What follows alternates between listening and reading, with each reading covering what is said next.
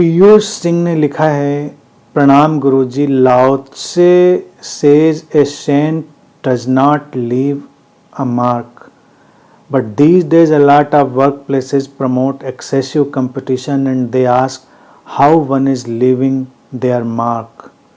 How should we deal with this? Piyush लिखते हैं कि लाओ त्से कहते हैं कि एक संत अपने पीछे कोई निशान नहीं छोड़ता, लेकिन आजकल तमाम कार्य क्षेत्रों में ये बढ़ावा दिया जाता है और एक बड़ी तीव्र प्रतिद्वंदिता पैदा की जाती है कि अपना निशान छोड़ो, अपना मार्क छोड़ो। इसके साथ कैसे डील करें? इसके साथ डील करने का तरीका ये है कि जो ये प्रमोट कर रहे हैं उनका अपना बाज़ार है, उनका अपना मार्केट है। किसी को अपना सामान बेचना है, किसी को अपना विचार बेचना है, किसी को कुछ बेचना है, सबको कुछ ना कुछ बेचना है। तो वो तो तुमको प्रमोट ही करेंगे कि मार्क छोड़ो, अपना टारगेट अचीव करके अपना मार्क छोड़ो। तुमको ये बात प्रैक्टिकली पता होनी चाहिए कि ये केवल एक व्यावसायिक भाषा है और बहुत उसके पीछे मार्क छोड़ के गए थे। वे कौन से मार्क जुकरबर्ग बन गए। ज़्यादा मार्क छोड़ने के चक्कर में नहीं पड़ना है। काम पूरा करो, हट जाओ वहाँ से। और जिसकी बात लाओ त्से कह रहा है वो वही है कि संत इतनी कुशलता से काम करता है कि वो किसी निशान, किसी क्रेडिट, किसी चीज़ की परवाह नहीं करता और वो जीवन में सर्वाधिक प्रोडक्टिव ढंग है। अगर हम कार्यक्षेत्र में भी उसको समझ पाएँ तो वो प्रोडक्टिविटी बहुत ही व्यापक बन सकती है। हाँ, ये हो सकता है कि वो उस तरह के निहित स्वार्थों को पूरा ना करे, हो सकता है उसमें थोड़ा सा वक्त लगे, क्योंकि वो थोड़ा कंपैशनेट हो जाएगा, थोड़ा करुणापूर्ण हो जाएगा। और निशान ना छोड़ना व्यक्ति को थोड़ा कम समझ में आता है, और निशान छोड़ना, मार्क छोड़ना, वो सबको ज़्यादा पकड़ में आता है। उसको लगता है कि वैसे ज़िंदगी तो जाया नहीं हो जानी चाहिए, ऐसे ज़िंदगी तो बेकार नहीं जानी चाहिए, कुछ तो ऐसा करके जाएं कि लोग याद करें। उसी चक्कर में क्या होता है, लोग अपराधी भी बन जाते हैं। वो कहते हैं अच्छा नहीं कर पाए तो कुछ बुरा ही करके मार्क छोड़ दें, निशान छोड़ दें। याद करें पीछे के लोग कि थे एक साहब कमाल के। कार्य क्षेत्र में जो मार्क छोड़ने की बात करते हैं वो एक अलग बात है। उनको अपने टारगेट से मतलब है, उनको किसी मार्कलेसनेस और किसी चीज़ से कोई मतलब नहीं है। और हमको ये बात अच्छे से समझ लेनी चाहिए। ये कोई बहुत ऐसा अस्तित्वगत काम नहीं चल रहा है कार्य क्षेत्र में कि जिसके पीछे हमको उतना दीवाना हो जाना है। काम से मतलब रखो, काम करो, उससे डिटैच हो जाओ। बस डील करना यही है कि ज़्यादातर तो चीज़ें सुनेंगे। और सबसे ख़तरनाक आजकल जो एक स्पीसीज़ है वो है मोटिवेशनल स्पीकर्स की। ये जो मोटिवेशन देने वाले जो लोग होते हैं वो तो बहुत ही खतरनाक और विचित्र प्रजाति की तरह से हमारे समाज में आजकल पनपते हैं। वो हर बात पे कि बस तुमको ऐसा करना है, तुम ऐसा करके मानोगे, यू कैन विन। और फिर तुमको पता चलता है कि कहाँ विन, हमेशा कहाँ विन होता है।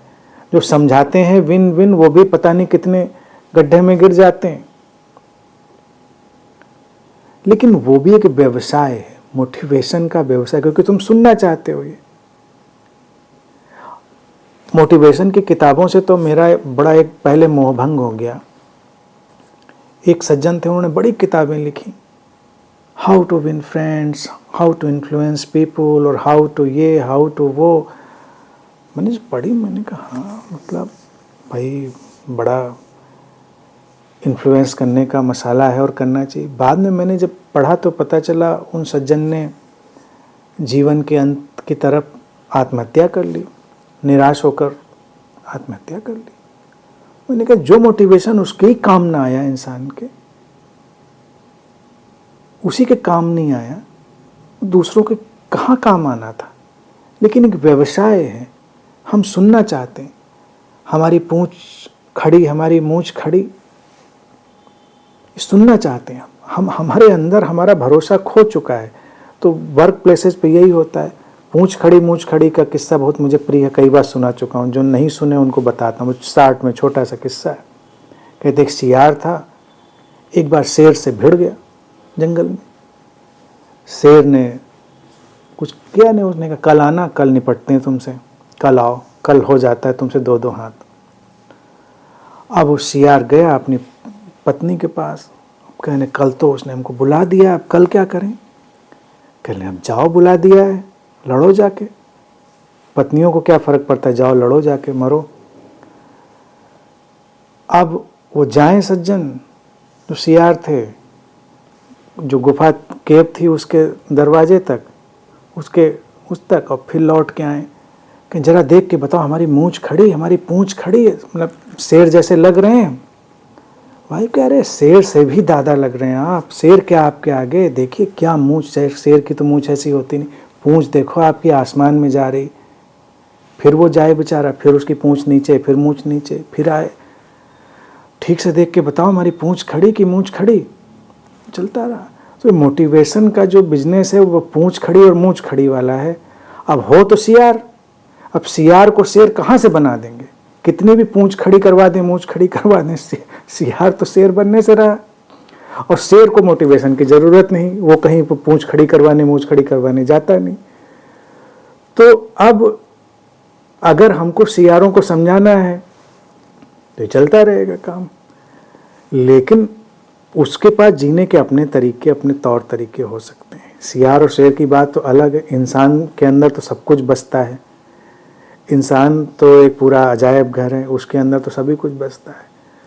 तो basically we don't need any motivation, हमको चाहिए अवेकनिंग, हमको चाहिए इंटेलिजेंस, और हमको चाहिए एक्सेप्टेंस। लाओ से उस एक्सेप्टेंस की बात करते हैं कि मार्क का करना क्या है किसी निशान का, हमको तो इस मोमेंट में हैप्पीनेस और पीस चाहिए। ना छोटे मार्क, ना लगे हमारा पत्थर, ना लगे हमारी मूर्ति शहर भर में। हमारे लखनऊ में एक देवी जी थी, पॉलिटिक्स में तमाम मूर्तियों से पूरे शहर को भर दिया। तो हम जब कभी कभी निकलते हैं शहर में तो हमको लगता है देखिए फितूर, देखिए इंसान का। मूर्तियां लगवा के सोचते हैं कि हमने कोई मार्क डाल दिया होगा वक्त के ऊपर, और वक्त बीतने दीजिए, फिर कोई और सत्ता आएगी तो कभी मूर्तियां उठा के कहीं और डाल दीजिए। रशिया तो इसका, रूस का अगर आपको इतिहास पता होगा तो वहाँ तो ये मूर्ति कल्चर बहुत मज़ेदार हो गया था। एक वहाँ तो सब विचित्र किस्म के सब शासक आते रहे, एक आता था सब अपनी मूर्तियां लगा के मार्क छोड़ दिया उसने पूरा इतिहास के पन्नों पे। दूसरा आया, उसने कहा हटाओ सबकी मूर्तियां, बुलडोजर चला दो, उठा उठा के सब फिर वो तोड़ के डाल दी गई, उसने अपनी लगा दी। यानी लगाने वाले को भी उस समय अकल नहीं आ रही, क्योंकि तुम तोड़ के लगा रहे हो तो अगले वाला तुम्हारी तोड़ के लगा देगा।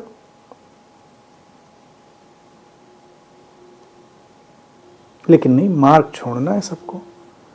तो लाओ त्से ने तो इस तनाव से मुक्ति दी है व्यक्ति को, कि इससे जो मुक्त हो गया वो सबसे ज़्यादा शांत प्रसन्न जिंदगी जीता है। मार्क छूटे ना छूटे इससे कोई फर्क नहीं पड़ता, जिंदगी में थोड़ी क्षण भर की शांति जरूरी है।